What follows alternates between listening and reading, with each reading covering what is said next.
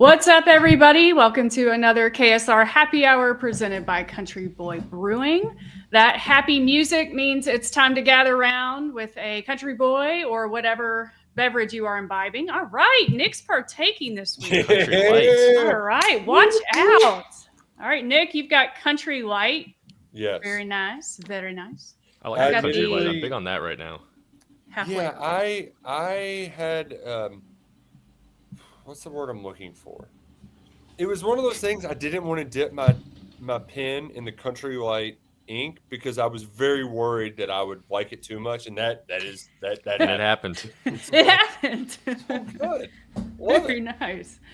Well, I need a beer because I have been up since 4:30 this morning. I was on the road bright and early to go speak to some Kentucky basketball players and Mark Pope, and I got back just in the nick of time to talk to you guys. And I saw Nick two of of time. you today in person, so that was exciting. Zach and Steven, you were also there with me at the Joe Kraft Center where we talked to Mark Pope. And then earlier in the day, Steven and I spoke to Brandon Garrison for a KSR player feature that will be coming soon to the YouTube channel near you. So stay tuned for that. It was really great to catch up with BG. Obviously, it's been kind of depressing around BBN this week, but we didn't really talk a lot of basketball. We talked about what it's like for him to be a dad of a 2-year-old and also a college basketball player at the University of Kentucky. So it was kind of nice to remember that these players are actually people too. And in Garrison's case, a dad.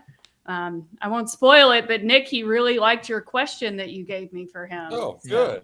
Good. Yeah. So keep an eye out for that.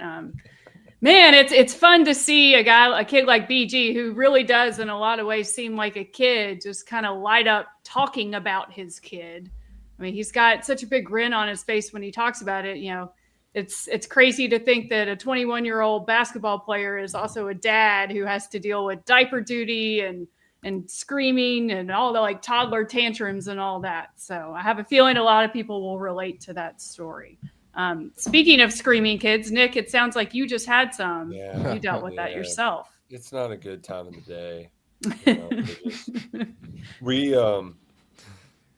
We usually give them like 30 minutes to just mess around on the iPads, and I tried to prolong that for whenever like I'm going to be doing the happy hour. So it's like, well, let me like play. Let me keep them busy for a little bit. So the wife can just not have to deal with them some, and then you put the iPads on for 30 minutes, let them zone out. So trying to prolong what we call screenge time, because one of the kids couldn't pronounce screen when they were a baby. So we try to prolong the screenge time for as long as possible. And, sometimes they get a little upset. Today I did it by, we've got one of those like seesaw rocking horse type deals with the springs on it. They have covers for the springs. They did not when we were children. Because we get some fingers stuck in that.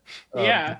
But they love when I call races while they're racing. And I'll be like, and they're in the gate, and they're off at Churchill Downs. And I do that. I can totally see this. Like you've got the races, the horse races on the TV or your phone and you're watching and you're probably got some bets going and the kids are having their own horse play. Yeah. That's Yeah, great. you got to be innovative, right? Do you ever bet on your own kids? That'd be great. Not even in that situation, but just in general. Do you ever have bets on who does what with your wife? I mean, not specifically. I mean, there probably could be sometimes betting on who's the first to throw a temper tantrum. I will say though, like if you aren't betting names after your children, then you aren't doing horses right. Like there was a Desert Duke a couple of years ago that was 20-1 at Keeneland that paid well. One of my friends won a couple grand on a horse named Jin, who just like he threw in there because his daughter's name was Jenny, and he's like, I got it. Yeah. I can't leave this horse out, and she won at a huge price. So you gotta the bet names is about as good as anything. I bet there's a lot of rubies. I think Ruby would be featured a lot in a horse name. Yeah, and there was a Frank on Breeders' Cup too. It was Let's Be Frank, which because there's a lot of people name horses love puns. They're big on puns, which maybe that explains something.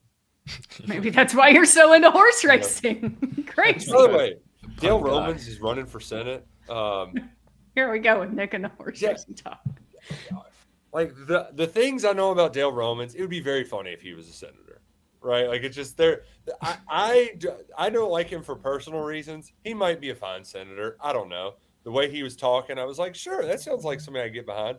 But it's just very funny that if you were say pick a random person in the horse racing industry to try to take Mitch McConnell's seat, would not have guessed Dale Romans. So his horses haven't been doing as good lately. Might as well pivot to politics, right? Like why? I was going to say, well, we could go down a whole road of I didn't expect that person to get into politics, and now they're running the country. But we won't go there. We will get to the chat because it's popping.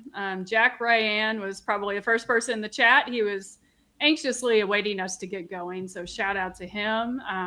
Let's see, we've got Happy Cat says, happy hour to you all. He's having a Smithwick's Red Ale and reliving a moment from their summer trip to Ireland. I think I enjoyed Smithwick's. Ooh, right. I've had a Smithwick's. Yeah, that was I'm not the biggest Guinness fan. So when we went to Ireland in May, I obviously had Guinness because you can't go to Ireland and not have Guinness. But I had to find like my own Irish beer, and Smithwick's was pretty tasty. I enjoyed it. And then let's see, we've got Richmond is also here with us in the chat. Donna Rion said, BG had his son in his lap in an interview last season, and he was the prettiest baby I've ever seen. Yes, Akari is a beautiful child, and we talked about that interview, so stay tuned for that. Richmond says, Nick is trying to get his kids races on Twin Spires. It would not surprise me. It wouldn't surprise me one bit. We got a lot of questions too about the Pope press conference today, which 3 of us were in attendance for. Did not have that being like the what the heck happened moment of my day. But before we get into it, let's give a shout out to our other sponsor, LG&E KU. They know when the lights go out, it can feel like a full court press, but staying in the know is an easy win. Update your phone number in the LG&E and KU mobile app or in My Account. If the power goes out, you'll get the play-by-play text from 454-358 with outage updates, safety information, and time estimates for power restoration. If you can't text, no problem. They'll call your landline on your account with the same update, so you're never left in the dark. Because when you're in the dark, there's no defense, kind of like there was no defense at Louisville on Tuesday night. I couldn't help it. But with LG&E and KU, you've always got a team working to get the lights back on and let you know the game plan. Update your number today at lg-ku.com/outages. All right. Well, Zach, I'm going to throw this to you. Since you were there next to me, we talked to Pope today. Obviously, the loss at Louisville was a big talking point throughout the press conference, and he kind of drew some interesting stares when he talked about what went differently for his team on Tuesday night. So I'll let you take it from there. Yeah, he kind of, I'm still not entirely sure what the reasoning was, but he's began to share a story about what happened before the Louisville game, and then I have the quote right here. Do we have the video? Oh yeah, Steven, we have the video. We can play it. Yeah, maybe even play that. That's better than me. I think I do. Just ramble for a second. I was find something interesting to talk about. I'll have Zach's dramatic reading might be even better. He's living in the tension with that. Here we go. You always live in the tension. I actually think we did I'm not ready to tell the story yet, but at some point we'll talk in detail about our pre-game experience at Louisville, and it was out of character for us, and that's young and new, and so I actually don't want to. I don't want to keep our emotions in check. It wouldn't be exactly. Do you want me to keep playing it or keep going? I think do we kind of get it? Get it? I think we get it. Yeah, I think we can go from there. So what the heck was he talking about, Zach? I don't know. I really don't. I don't know. A lot of people have made the point of why bring it up if you're not going to say it. I kind of agree with that. But I also think that this is probably a nothing burger type. If I had to make some guess about it, my guess is Kentucky came in overly cocky and they just acted like it in the lead up to the game, and they got their teeth kicked in, and Pope was pissed about it. That's just where my brain immediately goes for it. I don't know if he'll actually. I do think that someone is going to ask him this question again whenever the season ends. Be like, hey, so about that Louisville thing, can you finally go back and talk? And I imagine it's going to be something that's not nearly as serious as he kind of made it out to be whenever he was talking to us in the media. Because I mean, I don't know. Did someone get in a fight or something like that? You know, I have no idea what it could have been, but this did happen. That the person's talking about. We witnessed this. I don't know if this was it, but this may have been what he was kind of alluding to. It's kind of what I was thinking, was that there was some chirping with the fans going on before the game. I don't know. Jasper and Mo, right? Yeah, Mo and it was just, as well. They were getting those shots off in the corner, and there was some words exchanged, but it wasn't that serious. So I don't know if that was it. It was something I thought about though. Well, I talked to some people that were there, and I heard that Cam Williams and Trent Noah got into a big argument. It was Scooby-Doo or Tom and Jerry, and they just, knock down, drag them out. They For a second, I was like, ugly. what the hell is he talking about? Well, because, all right. Tom and Jerry's the right answer, but. Oh, here we go. Yep. Scooby-Doo is okay. Are they even enough to know Tom and Jerry? Well, then maybe. I grew up on Tom and Jerry and Scooby-Doo, the old school ones. Me personally, I don't know about them, but. In my mind, when I planned out this stupid bit, it was SpongeBob, because they do like SpongeBob. Ooh. But you can't pit SpongeBob against something else, because SpongeBob's always on top. See, exactly. So I'm kind of glad I made that mistake. Scooby-Doo's, they're still making them, but they're not. I think they're still making Tom and Jerry's too. Really? Really? Like everything's a reboot. They reboot everything. I thought it would be like the classical animation where they drew it. Yeah, it's all. Well, they did a movie where Tom and Jerry were animated in real life, like Who Framed Roger Rabbit thanks. sort of deal. Oh, yuck! Yeah. Couldn't have worked that well. Because I hope it was something that silly, or else Hope, you could just say that we weren't There's a way to phrase it to say well, I don't want to mention it, because all you're doing is sounds like an excuse in leaving it open-ended for people to worry, right? Because and for us to free associate. So is that the term where I'm looking for? Free associate? I don't know. But the absence of information leads to conspiracies. Right? Yes, basically, the method of verbalizing any thought that comes to mind without censorship as a way to access. Explore creative ideas. I don't know. We'll go with free associate. Because the first thing that came to mind was Death Premonition, right? It's Oscar Sheboygan saying we're all going to die in a plane crash after this, and then we lose St. Peter's, right? That's violent, We're going to so die. Who would have done that? Who would have done that from this team? Who would be the Oscar in that situation? Do we think from this team? Oh man, well, we don't really have. Maybe judging by the way he played Otega Owe. Yeah. Yeah. Well, and there was all that He was weirdness rough. with Owe the day of. I don't think that was it. I think that Pope is too smart to let us linger over this. I don't know. It was very odd. And part of me was almost like, do they have a video they're gonna release that shows it or something? But surely not. I mean, he knows his fan base too well. Pope likes to tell these stories in 3 acts, like he did with Jackson Robinson's story after the Gonzaga game, where he looked at him and he said, "Do you care if I tell the story?" So he obviously had this first act already. Yeah, he does that a lot. Yeah, and he even tells us that when he says, when you guys have to tell the stories, if it's negative, and that's great. You have to write those negative stories because it makes it so much better when the positive story comes out. So maybe if they go to Alabama, which I think that's their next road game, and they play well and they win the game, he might pull this story and be like, before the Louisville game, our guys were doing this, and now we've got them to focus and all that. So, maybe. In this same press conference, the very last question, he was talking about jury duty, and he was kind of making a joke about it, and then backtracked on it at the end there. So, I think that he's still just kind of learning that every word he does say does matter, and he's kind of realizing that in real time, and especially when you have a media and a fan base that is going to cling to every single word, I bet you if you asked him now, right now, say, hey, do you wish you had said that first part about I'm not ready to tell the story? He probably would have said, yeah, maybe I should have taken that one back. So I think he just talks. He gets up there and talks sometimes. I mean, Tyler even said, she was like, I'm sorry that she was in the KS Sports. She's like, I'm sorry to everyone else in the press conference for this 3.5 minute answer on, I don't even remember what he was talking about. I'll give some background on that. So I've had this pitch to UK for a while for a feature about how Mark Pope is dealing with the psychology of losing, because he himself has talked about this a lot. It was like a big thing last year about how hard he takes losses. And he's even working with a team of like psychologists on this. I think they worked with him at BYU on it. They came with him to UK. They're still working on this, but he doesn't want to do the feature, which is totally fine. This is his life. It's his health and all that.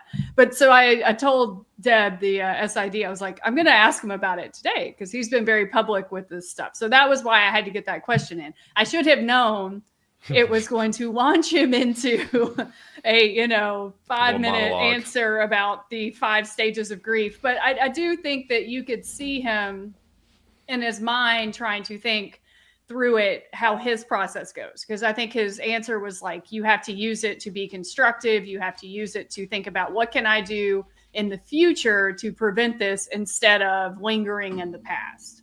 So, but yeah, I mean, it was good to get some FaceTime with Pope because, I sit here in Nashville. I cover all these press conferences and all that from here. So it's kind of fun to get a little FaceTime. I didn't envision the whole pregame experience thing to be the main storyline of this press conference. I thought maybe some more questions about Otega Oweh and pick and roll defense and how Kentucky's elite Ken Palm number 4 defense got manhandled, but oh well. Yeah, I mean, I think from just somebody from afar, it's kind of nice to have him have this. He's pissed off about whatever happened pregame. Yeah, and that's a good I like that. So just say that we didn't go about our business the way we needed to, and I'm making sure that we're fixing that. Yeah, that's all you had to do. Instead, it's like this. Well, what is wrong? What's wrong? It was their first road game, and Kentucky usually loses its first road game. Mm-hmm. Like there was somebody on the board. Which if you're not on it, get on it, KSR Plus right now. But somebody detailed all of the road games over the last 20 years. One, UK never plays a road game this early in the season. There's a reason why. But you go back they were back into like the Tubby era, and it's just Kentucky almost always loses their first road game or plays poorly, or it's January and you're at Georgia and they're terrible and you play ugly and win. So like it happens. There's a learning curve. I think just my only real red alert was I expected when it was hard to handicap this matchup. It reminded me of the old Governor's Cups when they were the first game of the year and you didn't know anything. Yes, I did. Same exact feeling. Yep. Yeah. You could just argue whatever and nobody could prove them wrong because you could just say whatever you wanted and there was nothing to disprove that. But the one thing that I felt good about was this defense is going to be better. They're more athletic. They've got the and pardon my French, they looked like shit. And it wasn't just – it's not like yes, they didn't play with the physicality I expected. It was more of just the defensive principles where it's like, dude, why are you going under screens when you're guarding white guys? That guy can shoot. Never, ever, ever. Like, I don't – doubling non-shooters. That's the kind of stuff. Yeah. I mean, and then the play before half. I usually have a couple games a year where I throw my hat. Like, I throw it across the room, and my wife is like, do you feel better? And I just I do the Clark Griswold, give me a Tylenol, and I just like string together profanities that make no sense. Well, that was the last play before half where you're going on a run, you cut it to 6 maybe, and you play good defense, and then Brandon Garrison just is paying no attention to what's going on. Yeah. It's an easy, no, you should be in position preparing for the rebound. Instead, it's like an easy 2 for Louisville. It's like there's some things when it comes to defense where it's just like half of defense is anticipating. And I was frustrated that some of that wasn't there because that's stuff that they said they've been working on all preseason. I know Louisville's a good offense. They might have the best offense in college basketball. We can't be completely red alerting everything, but like some of those things are like, dude, come on. Like, don't go under the screens when they're shooters. Like, make them dribble. Well, and another quote that Pope had in the press conference, I think it was it 34 points? I think he said, Tyler Steven, he said 34 of Louisville's points came in the first 8 seconds of the shot clock. They were just getting their ass beat up and down the court. Yeah, they just weren't. Yeah. They weren't fighting to get down the floor. They weren't running fast enough. They weren't sprinting. They weren't playing hard enough. So the defense overall was embarrassing. The depth was supposed to be a positive. Yep. But Honestly, early on, I think it's going to be a negative because Pope's. It's going to take him a minute to figure It out. is. He didn't even play Trent Noah, and he could have. Jasper Johnson played 6 minutes. Do we think Trent Noah would have made a difference in that game? No, he wouldn't have. And Yeah. and it's whatever. So is that but going to be the story with Trent Noah this year? Like we were kind of sold that he's going to be one of the go-to shooters, but if he can't, is this just a bad game for him to play in, or is this something probably? that- I mean, Jasper, you could tell pretty early wasn't capable of playing in this game. I think that, I just think that Trent needs some more Eastern Illinois. He needs a little time to get off the runway, so to speak, because he wasn't playing well before he rolled his ankle. His shooting stroke was just not there. And as much as I would love for him to have come off the bench and been the savior against Louisville, that's a lot to throw him into, even if he's from Kentucky. He's not even Is as he good as hurt? Cam Williams, and Cam Williams couldn't bring him all the way back either. So I mean, is Trent still hurt, or is No, that he's okay. fine. They But just he didn't. stunk and wasn't playing. I'm just shocked he didn't get in at all. Like didn't even take. No, that's brother. Get ready for it. Because, and here's the other part that people need to get ready for is like there's going to be a lot of games where it's not just Trent Noah, like it's some other random guy who you're like, why didn't he play at all? The thing that this is me begging to a degree. One, Mo D and Brandon Garrison should never have played together, ever. Yeah, ever. that ever, starting lineup. ever. Yeah, like I want more they should- Yelovich. Yeah, like Yelovich put was shooters great. with BG, right? Yelovich Yeah. or Cam Williams. But also it would be kind of fun to see. Like I know Pope's always going to want to play with a big, but the small lineups with those guys might be fun. Cam at the four is how they came back. Standpoint. Yeah. Yeah, the small lineup, that was the most efficient, wasn't it? It was like Well, and here's the thing is Cam we was plus keep talking 11. about he's trying to toy with lineups and everything, and you still have the lottery pick on that's going to come in too and mess everything. Well, not mess everything up, but you're going to have to kind of rediscover how to work the lineups and rotations again. So and that stuff, it does matter. Like you can't just throw in a guy of his talent and expect everything to be just seamless. Like there's going to be issues you got to iron out and smooth out, especially when you sit there and have to tell Malachi and Brandon Garrison that their minutes are about to get cut in half. Yeah, Ooh. that was our starting lineup. Like I just don't like. How do you score? Well, How do you keep up with Louisville scoring? You better be shutting them down. You better not let Louisville score because you're going to have a trouble keeping up, which is what happened. I liked Happy Cat too throwing Owe in there because Owe can make shots, but just the spacing was so off in that starting lineup. And I hate doing starting lineup debates. And I mean, my God, by the end They of start their Reed- best players, right? So we by should the probably end of the counter. Reed and Rob year, it was nauseating how much lineup talk just consumed this fan base. But like, there is some just like clearly these guys shouldn't let's just not do that one, right? And Jalen Lowe also, he had the perfect way to mess with our heads where he was so awesome for such long stretches and then so terrible down the stretch. He was bad. Those last 5 minutes were really, really rough from him. The first 5 changed the game. Yeah. It was the best they've looked. Yeah. So Back-to-back assists. I'm just glad that we don't have to wait long to get the bad taste out of our mouth because the BB&U United Tip-Off Classic presented by Kentucky Tourism finale. I think you need to use Steven's acronym. I was about to say, I love the acronym over there. It took me a second to figure out what the hell that meant, and then it hit me pretty quickly. BB&U to clip it.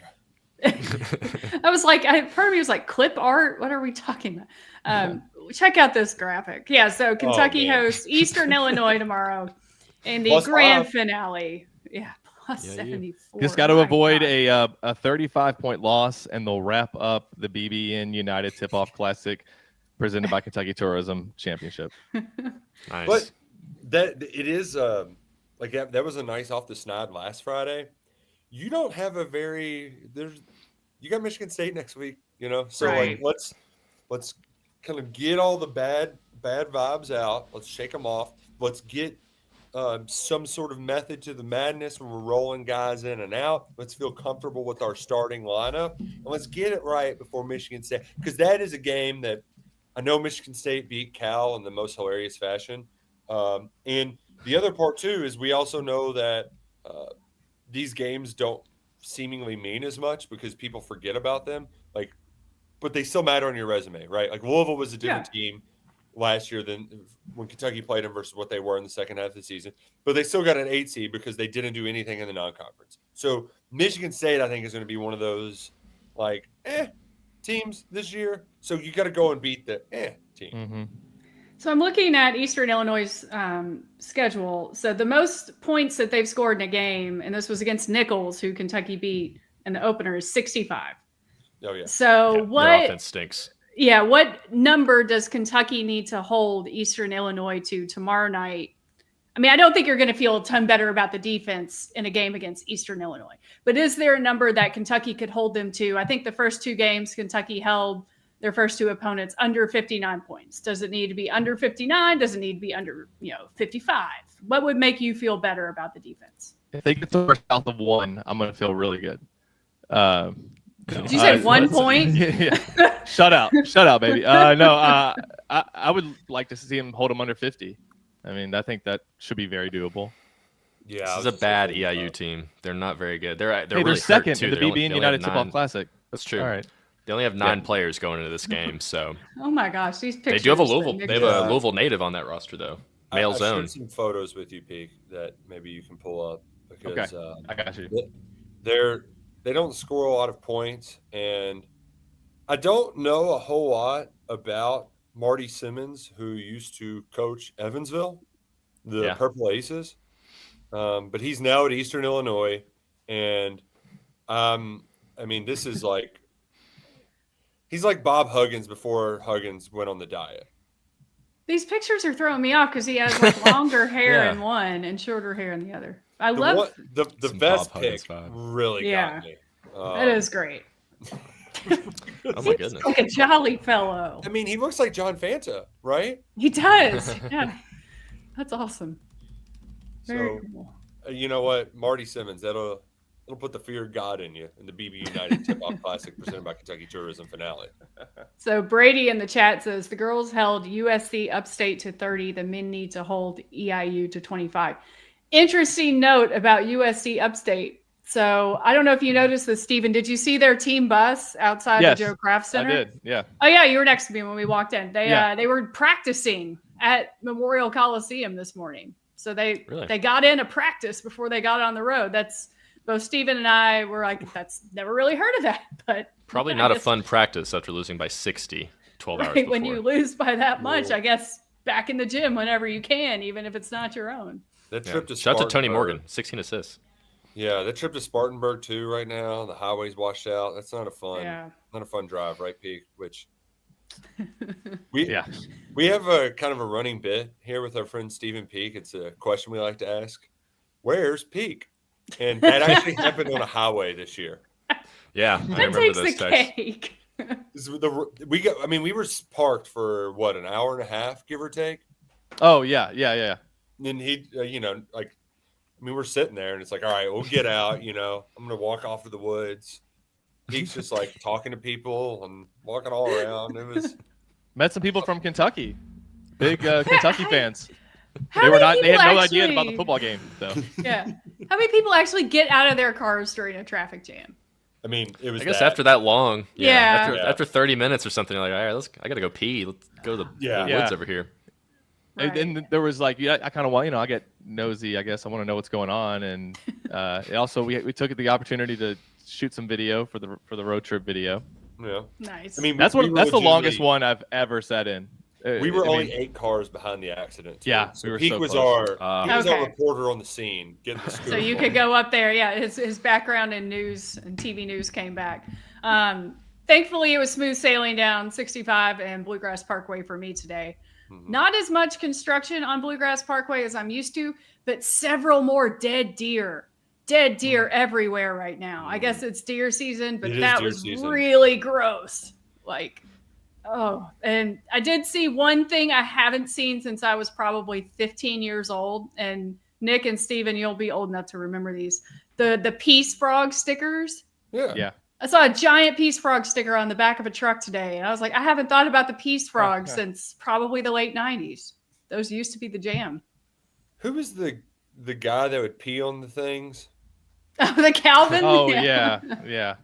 Calvin from Calvin. I remember that trend, yeah. That was like the other team's logo. It wasn't that good, but it's way better than the T-shirts that are on college campuses where Oh, I hate those. it's Oh. like, bitch, I'm a wildcat, Oh, and one God. other side is like F around and find out. I'm like, Yeah. you There was know, much gentler humor back when we were growing up. It was Yeah. like if you had like a Fuddruckers t-shirt, or I mean, there were like the Big Johnson t-shirts. You remember those? yeah. Yeah, Oh, people like those were doing the double scandalous. entendre stuff. Yeah. Lids had Yeah. the schools where it was almost like the IP Freely Golden Shower or whatever, like where it was Commando U Streakers and or the South These Carolina were Cox hat. memes before memes. The South Carolina hat was very popular, and I Yeah. wonder how many of those people who had that were actually South Carolina fans, or they just were teenage boys who wanted a hat with Cox on it. I mean, because Yeah. At least we had some subtlety, right? At yeah, least it was a little subtlety. We've lost our not ways, just- America. it's not just cuss words on the front and back of a shirt.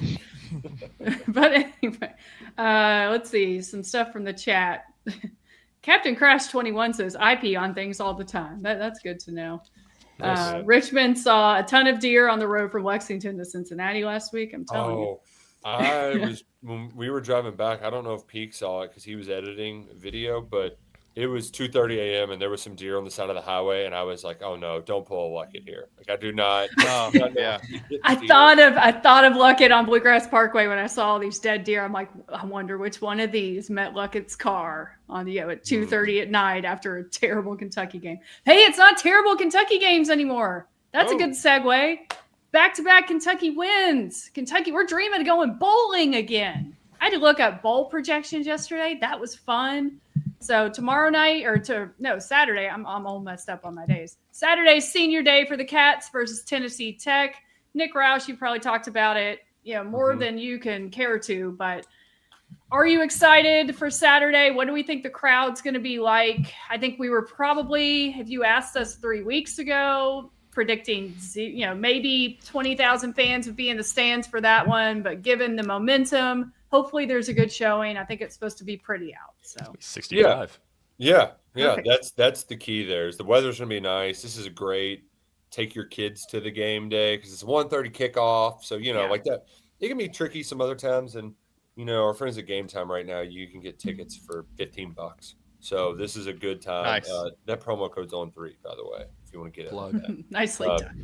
Yeah, so I think from that aspect, it'll be solid. And this also, people are well aware that Tennessee Tech is not a pushover. They're already in the FCS playoffs. They've already won their conference, the Ohio Valley, one of the highest scoring teams in the FCS. And I'm kind of, I don't want to say relieved by it, but I think it's a good thing that Kentucky is not going to take them for granted. I mean, they know they cannot look past any opponent, and they got an undefeated team. They're going to be ready to rock and roll. So I think it's one of those. Kentucky probably leads by 10, 14 for a lot of it, but they kind of are plucky. They got a running quarterback. If you remember that Eastern Michigan game, Noah Kim, he was annoying and would kind of run away and get some aggravating first down. So Yeah. I have a feeling that'll probably happen, and there will be a little bit of an annoyance to it, but Kentucky should win. I saw the 21.5-point underdogs in one book. Not all the lines have come out yet, but I was going to say, can you get a line for a game against an FCS opponent? I didn't think you could. yeah, they just usually come out on Thursday or Friday, or maybe even Saturday morning. So it's not out on BetMGM yet, but it's out in a couple other places. So you can keep your head on a swivel for it. I'm not going to be playing it, but I'm hopeful that they'll have a decent turnout for Senior Day. Senior Day is a little weird because 10 of the 25 people have only spent a year at Kentucky. Yeah. These memories. Yeah. These one-year memories. Like Jagger Burton's a guy that he got crapped on quite a bit, right? He was sort of the poster child for the Big Blue Wall sucking, and some of that was unfair to him. He had to play earlier than expected. Yeah. But he gutted it out, and he had his hard-ass coach got him right. I mean, he gained some crazy weight. I remember thinking before he got here that he looked like he needed some growing up to do. Now he's got the mustache, and he's real beefy, and he's been awesome this year. I mean, you haven't said one word about Jagger Burton because he's been that good. So I'm happy that some of these guys, they were around for when it was great, and then they saw it go to hell in a handbasket, and now they're kind of turning the corner. So a salute to those seniors who are seemingly getting things right as they're walking out the door. Well, a salute to everybody, fan and player alike, who's been through this season and last season. And you finally can have a Saturday where you're not waiting around all day, wondering what's going to happen and stressing out and waiting and waiting. I mean, I don't want to discount Tennessee Tech. They're a good team, but they're an FCS team. And if you lose to an FCS team, or if it's very close, there's major problems. Right. But it kind of feels like Saturday we can just exhale a little bit, because the last 2 games of the season are going to be stressful. You know, you've got at Vanderbilt on Diego Pavia's senior day, and that stadium. I swear everybody I know in Nashville who doesn't already cheer for a team is now a Vanderbilt fan. And I've seen more of my friends who had no allegiance to any school or sports team show up at First Bank Stadium on Saturdays and take like selfies with their kids and stuff. And that's cool. I'm happy for Vandy. They were, you know, the laughing stock of the SEC for forever. And that stadium looks pretty neat, actually. It'll be interesting to see what that environment is like a week from Saturday. And then you got Louisville. I mean, stress out. You never know what's going to happen in that game. But if it comes down to needing that for bowl eligibility, we're used to that game being stressful every year. But it feels like the stakes it'll be intense. So enjoy Saturday. Enjoy this Saturday. I do think it's funny that sorry, Nick. I think it's funny that Zach Calzada is listed as one of the seniors on here. I imagine he's already done a couple of senior days in his life. Is he going through the ceremonies? He's probably only done Incarnate Word, though. Okay. So are we all going to be like, Garrett, get your money? It will be funny when he gets introduced. Yeah. How great would it be if Stoops did it with Oh, Calzada? that'd be awesome. He won't, but that would be awesome. Another thing I noticed from I was reading Nick's article about all the guys that were on here. Like Jagger Burton was the guy that we've heard for so long, because I was almost shocked that he was just a senior. It felt like he'd been here longer. But Alex Safari, I was kind of shocked, actually. I kind of forgot that he was a senior. It feels like he hasn't been here that long. Kind of the same with Josh Caddis. Like, those were 2 names that I was a little bit shocked to see were actually already seniors, because I feel like I remember talking to Alex Safari as a recruit back when he played for Lakota East, West. Lakota West. So it is just kind of weird how time goes quick, folks. Well, and their class too. That was the star-studded 22 class that had Keontae Goodwin and Nick Hall, Grant Bingham, Goodwin. Wow. 3 That's a name. blue chip prospects on the offensive line that never played it down. Barry Brown, Dane Key. Like they had some like program changing players, and these 2 guys played as true freshmen, and that's why I went by so fast, because they've played all 4 years. They never got to use their red shirt. Right. But part of the reason I wanted to bring up Senior Day too is because I wanted to ask you all about your senior moments. You just want to talk about your senior day. Just be honest. No. Not Senior Day. Like, what makes you feel like a senior citizen? Because I thought you wanted to go back to your glory days and talk about your senior day at DeSales. I was like, man, that is a very specific topic. No. Yeah, I was like trying to recall my senior day in swimming at Danville High School, and I don't really even remember if we did anything. But okay, I like the senior moments better. Yes, this morning I was in a sauna at the YMCA, and 8 older women from the aerobics class walked in, and I thought to myself, you know, as a kid, I always dreamed about being in a sauna with 8 older women, and this is not what I. And this is the sauna. Everybody close on, yes, right? Yes, clothes are all on in the sauna at the YMCA. Because when you talk about the YMCA sauna, you never know. No, that is correct. That is correct. I also had a moment recently where, I'm officially in mid-30s now, so I can't, like, your stomach handles things different ways. And on my way into Kroger Field, you go to check in with Evan Crane, and he gives you your pass. And I was looking for my lanyard, and Tom Hart's standing next to me, and he's like, so, Pepto-Bismol to the game? And I was like, you know, when you get old, right? Sometimes you just got to have some Pepto-Bismol with you just in case. Yeah. Just wait till you turn 40, and then all of those things just multiply. Like, I almost wanted to talk to Drew the other day, because we're the only ones above 40 with the KSR crew, website crew, that is. And it's like these late games, they're just brutal. Like whether it be football or basketball or whatever, it's like we should have the over 40 club where if you're over 40, you get like an hour off of post-game duty to just go to bed. Because it's not even just going to bed and the next morning. That tiredness lingers when you're older.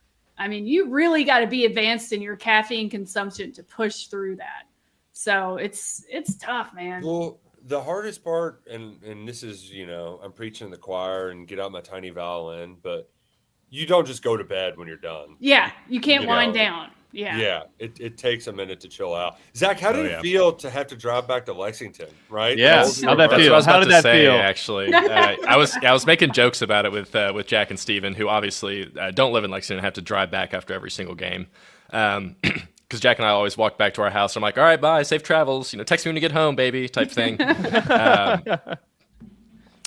But so I didn't get home from the Louisville game until 3:30 in the morning. And Cookout was still open. They were open until 4, so I stopped by there on my way in, and I wasn't able to get to bed until 5. Yeah. Because my brain just can't shut off that quickly. So like it doesn't matter what time I get home from these Kentucky games, and usually we're leaving between midnight and 1 a.m. So by the time I get home, it's 2 or 3 a.m. before I'm even like thinking about going to bed. So, but which is funny because once I hit like 25, 26 or something like that, like I used to be someone that could just like the NBA games would come on at 7:30, 7 o'clock. The West Coast games would tip off at 10:30. They'd end around 1. I could stay up the whole time. I could watch all those games. I could be into them the whole time.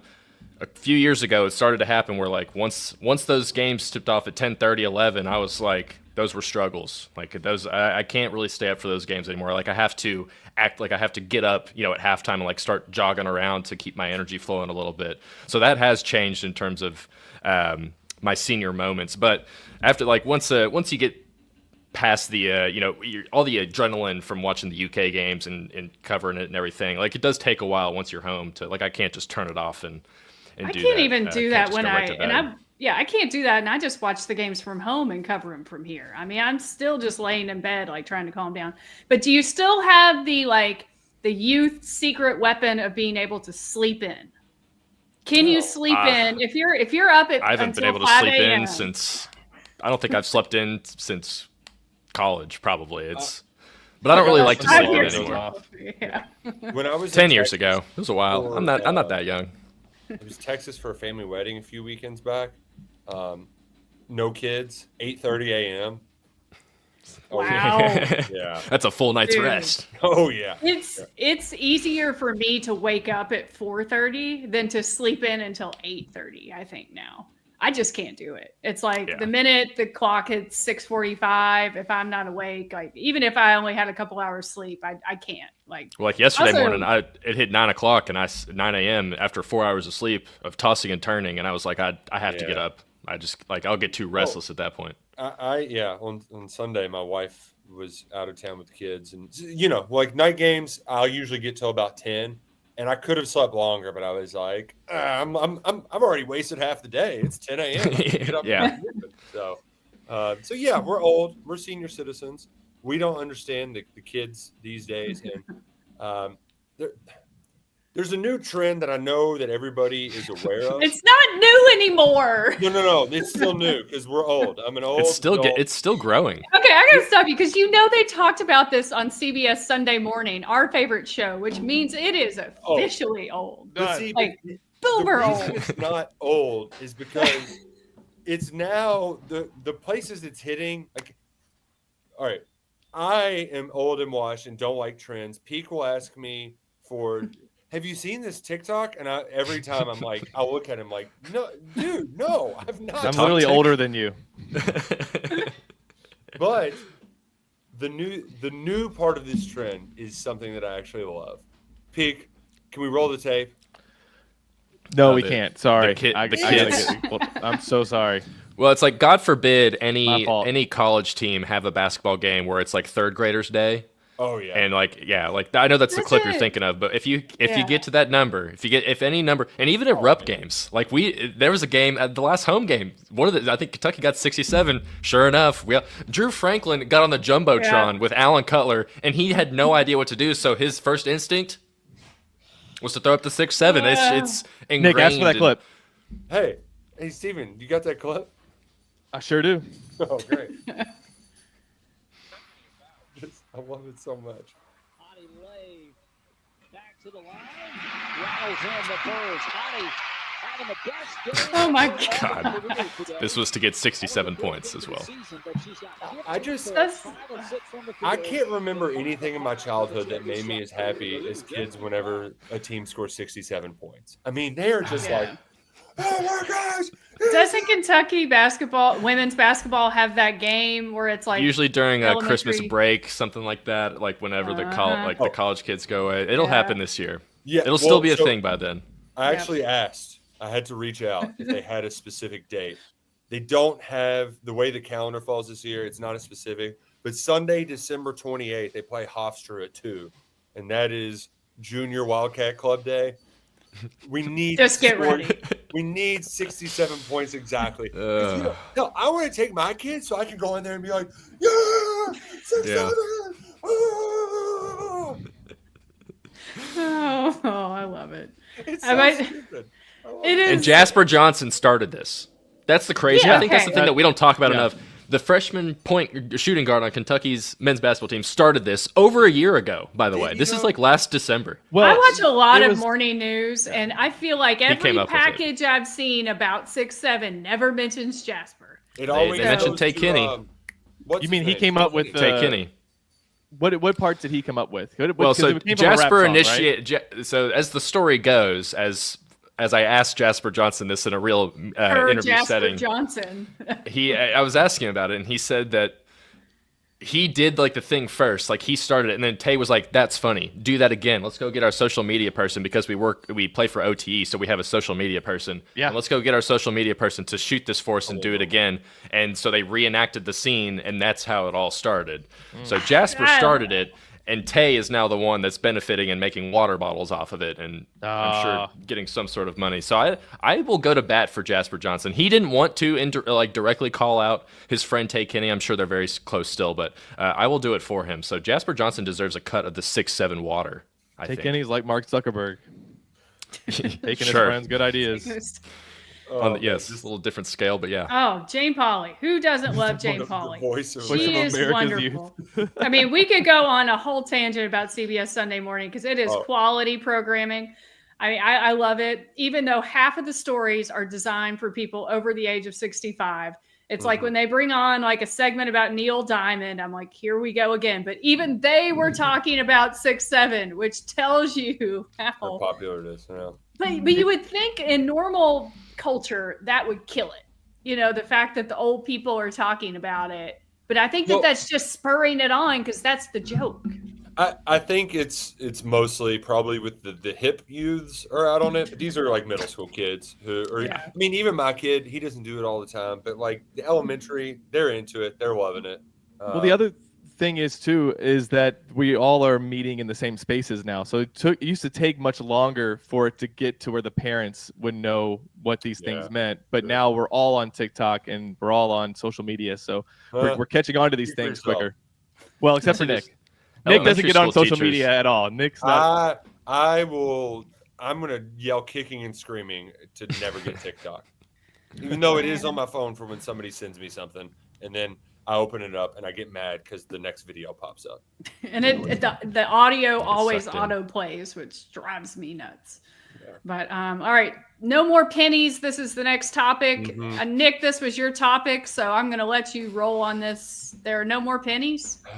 The last penny has been struck by the U.S. Mint. Abe Lincoln, worst day since he took a trip to Ford's Theater. Sayonara to the penny, which, apparently it was costing more to produce, so I get why they aren't doing 4 cents. That's crazy. It took them that long. Here's the other part that I have some questions. Like, one, do we actually need to make new pennies? Like, shouldn't we have plenty of pennies out there to just keep rolling pennies around? Two, this is just the next step in taking away non-digital currency from us. I like me a good Venmo transaction. It doesn't feel like real money, but damn it should. Like I don't know when the last time somebody cashed a check. This is such an old man Oh. get off my lawn take. I mean, the senior moments segment has just You- continued. Yeah. When I go to a place and they tell me, sorry, we're cashless, that should be illegal. They should be thrown in jail. I agree with This that, is- yeah. This is U.S. legal tender. You have to accept my dollars. Mostly because here's the thing. When I go to a sporting event, I want to pay you I want to give you a $20 bill. You give me $2 and you keep the change, right? Like it's probably like $8 beers. Then maybe the beers cost a little bit more, so I give you 25. Like I want to budget for my event by taking my $200 or whatever it is. Because here's the thing. That way, when I've had too many, I don't keep spending it. You could just get your credit card out of your wallet. I know exactly, but then I spend more than I want. The other part is it's worse for the worker because they're making less on tips. It slows things down. Cashless society is a worse society. We need to Wait, they're making less on tips? Sorry? Are they is that true? They are making less on tips? Oh yeah. So Churchill Downs would do their dollar beer Thursdays, and they took a significant hit because it was $2 for a beer. So you would go up and pay $5. You get $1 basically to hand out 2 beers. That was what was happening every time. People kind of quit doing that, or at least weren't doing it as much when they had to start paying cards. Even with the little 15, 20, 25 that they'll hold in front of me, is that not? I mean, how do they not figure out? To What's keep 15 doing that? cents of $4? 15% of $4. It's less than $1. Yeah.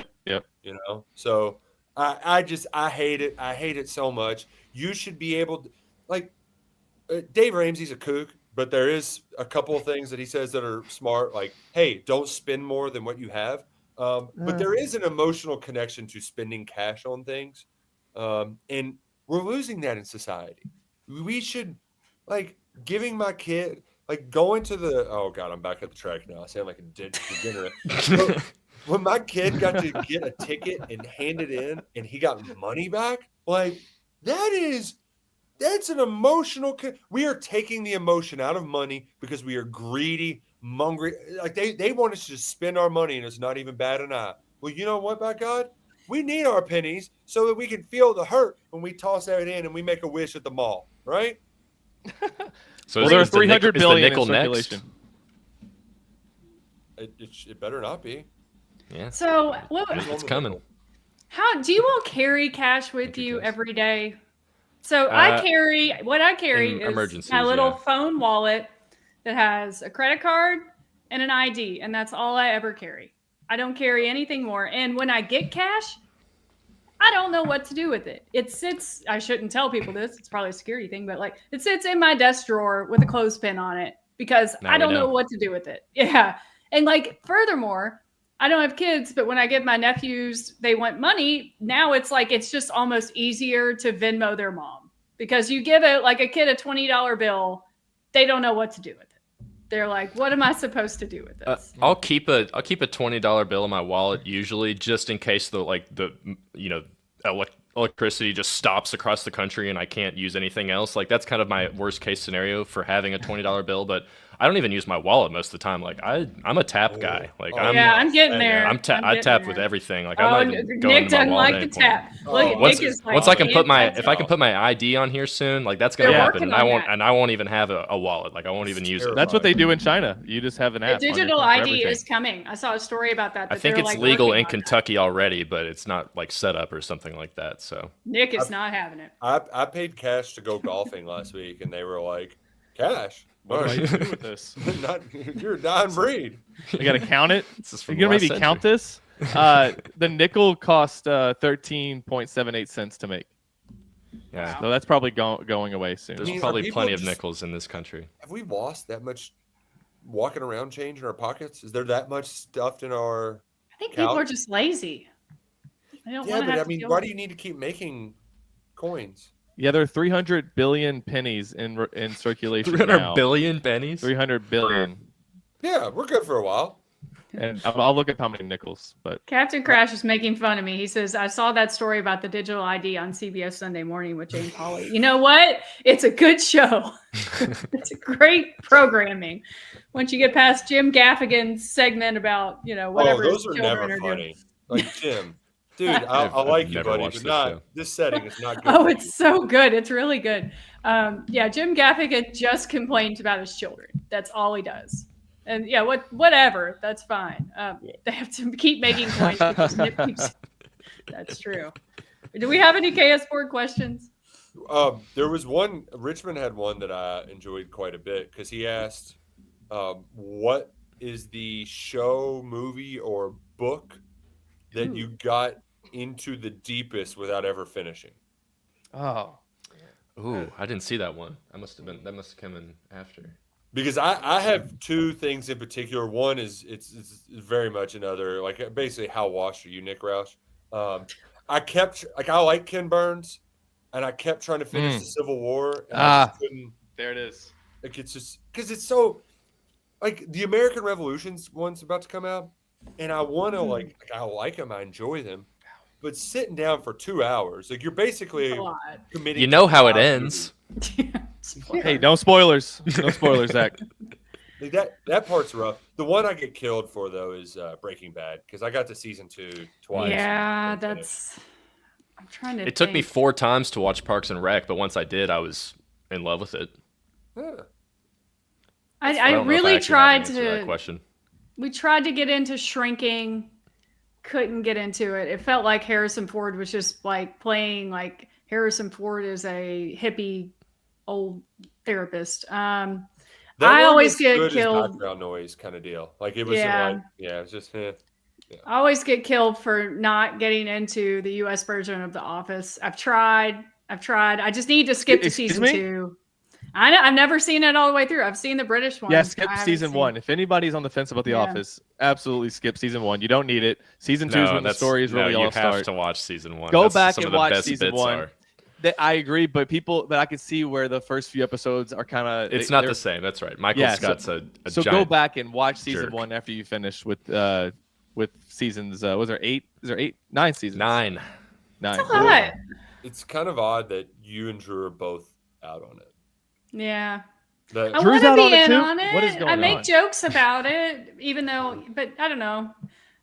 But so maybe I keep telling myself, like, maybe when I need TV, if I have enough time to watch all that TV, I can go through it. But I mean, the British Office was awesome.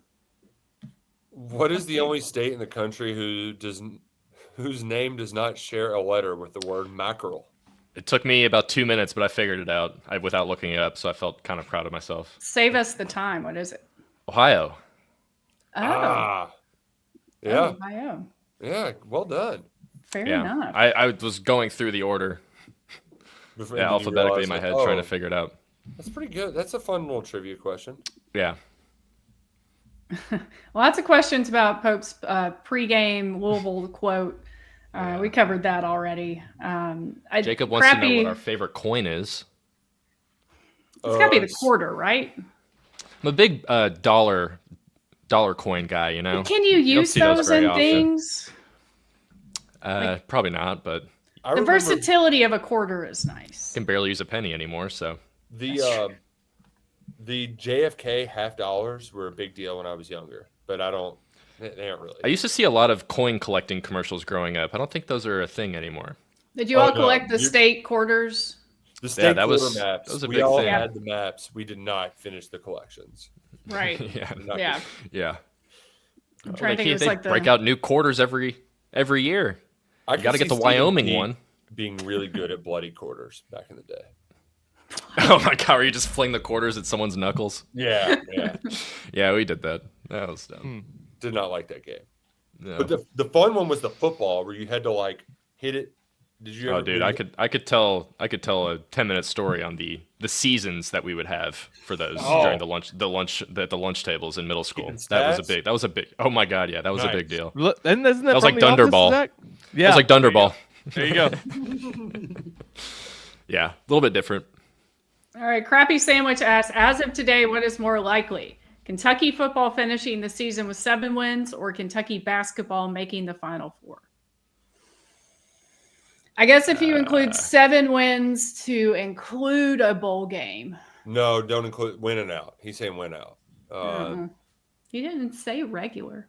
I I mean, probably the football thing, just because you only have 3 games right. to Just do like that. based Whereas on the basketball, you've got odds. 40 that you got to go through to get there. I mean, I'm not going to overreact to the Louisville loss. It's early enough. If it needs to be a wake-up call, it can be a wake-up call. Hopefully, it certainly will be. It's still too early for me to think about the Final Four. I mean, I know I predicted it in my preseason prediction, but I don't know. I need more than just 3 regular season games. From a purely number standpoint, Kentucky's plus 280 to make the Final Four in basketball. It would be probably closer to 10-1 that they went out. Probably higher than that, honestly, just because they're going to be a 2-touchdown dog against Vanderbilt. So it's still Kentucky basketball in the Final Four. But Wow. Kentucky's beating Louisville in football. So Yeah, I can Just feel it. good I feel It's it. going to be poetic. Like, I can just see it. I don't think they're going to win at Vanderbilt just because it's Pavia and Vandy's really good, I think, this year.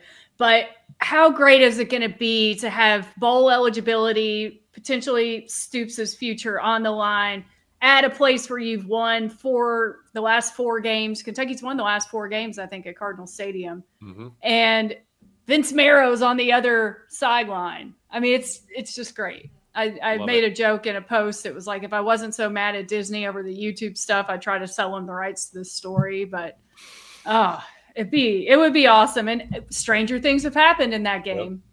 Yep. So we'll see. It's going to be here before you know it.